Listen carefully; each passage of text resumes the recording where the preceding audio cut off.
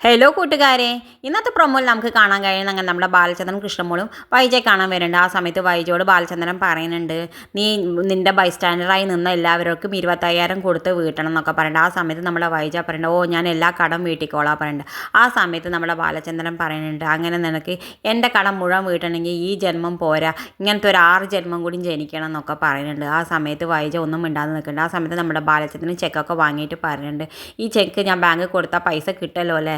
ആ സമയത്ത് വൈജ പറയുന്നുണ്ട്, കൊടുത്ത് നോക്കുക അപ്പം അറിയാമെന്നൊക്കെ പറയുന്നത്. എന്തായാലും ബാലചന്ദ്രൻ ആ ചെക്ക് വാങ്ങിയിട്ട് പോകുന്നുണ്ട്. പിന്നെ കാണിക്കുന്നത് നമ്മുടെ അലീനയും മനുവും കൂടി ഇങ്ങനെ പുറത്തേക്കൊക്കെ പോകുന്നുണ്ട്. അലീനയുടെ കൈയൊക്കെ പിടിച്ചിട്ട് മനു അവൾക്ക് ജ്യൂസൊക്കെ വാങ്ങി കൊടുക്കുന്നുണ്ട്, അതൊക്കെ കുടിക്കുന്നുണ്ട്. അലീനയ്ക്കാണെങ്കിൽ വല്ലാത്ത ഇഷ്ടമാവുന്നുണ്ട് ഇങ്ങനെ മനു അവളെ ഒരുപാട് സ്നേഹിക്കണത്.